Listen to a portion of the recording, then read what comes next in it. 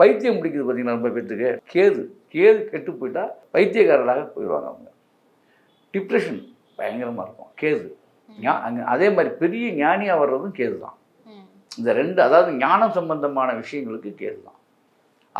அதாவது பெரிய அறிவாற்றலாக இருந்தாலும் சரி, ஒன்றுமே இல்லாத ஒரு பைத்தியக்காரனை மாற்றுறதும் கேது வச்சு தான் நம்ம.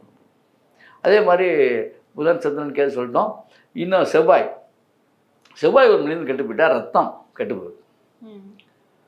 பிளட் கேன்சர், ரத்தத்தில் வரக்கூடிய மஞ்சள் காமாலை, ரத்தத்தின் மூலமாக என்னென்ன பிரச்சனைகள் வருதோ இதெல்லாம் வந்து செவ்வாய் காரகத்துவம். ஏன்னா ரத்தத்துக்கு காரகன் செவ்வாய்.